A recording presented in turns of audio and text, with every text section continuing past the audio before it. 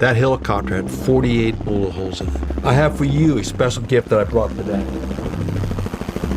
This has my favorite saying of all time on here. You have never lived until you've almost died. For those who fought for it, life has a special flavor that the protected will never know. Amen. That quote was written on the wall when I got to Afghanistan.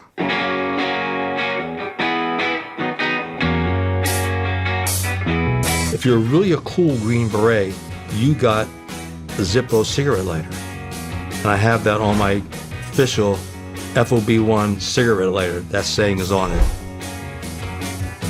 So you wanted to go to Vietnam? Yeah. I seen all the war movies. You grew up with the Duke, God and Country. Tonight I want to talk to you on a subject of deep concern to all Americans and to many people in all parts of the world, the war in Vietnam. A good president. And if he's saying we've got the domino theory that were of great concern to us, well, we all believe him. I believe that one of the reasons for the deep division about Vietnam is that many Americans have lost confidence in what their government has told them about our policy.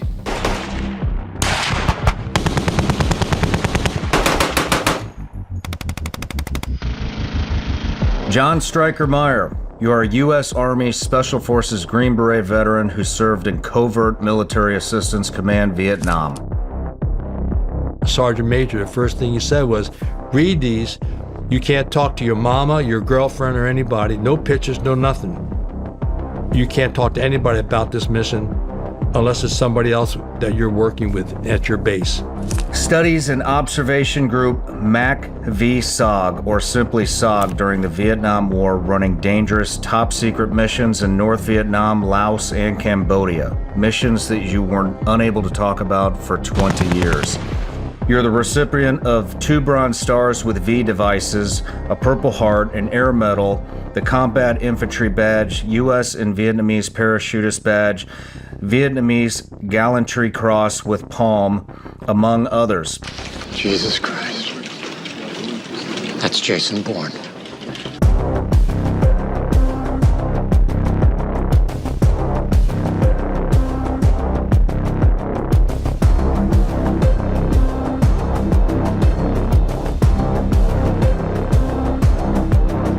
So when he was pulling his gun up, his Car-15, the round went across and took 3 layers of skin off. Wow.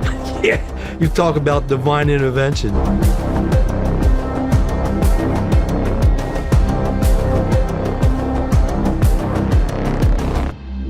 John was left-handed, so his Car-15 was pointed this direction, and he heard a noise. He looked over his shoulder, and there was an NVA that popped up out of the jungle with a big Cheshire grin on his face.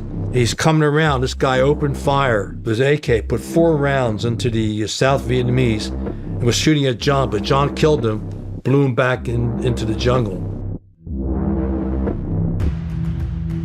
How many enemy combatants do you guys think he killed that day? I have no idea.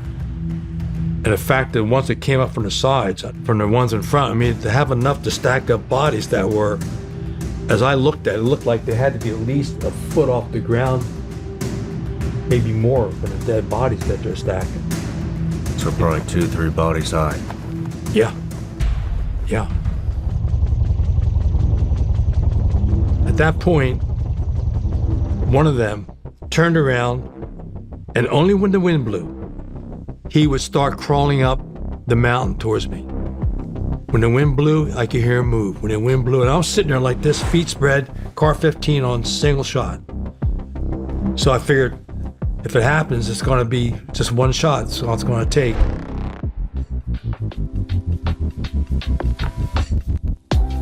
As I walked back to my room, I hear this little cheap transistor radio playing Silent Night. I go, son of a bitch, it's Christmas. And then I thought, you know, this is fucking crazy. I don't think I'm gonna see my birthday. We keep having missions like this.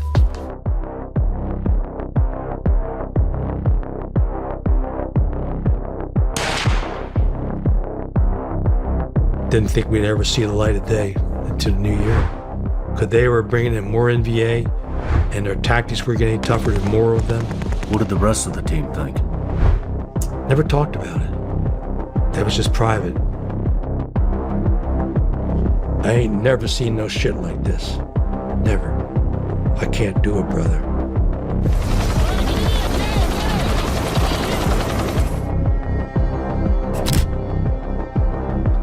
I don't want you to feel like I'm letting you down. I said, no. So I'm glad you told me. For that day, you were there with me, our team, and you were part of us against them. You can always tell your grandchildren that you and me and Don and the team, we stood up against the communists. Did you ever get shot over there?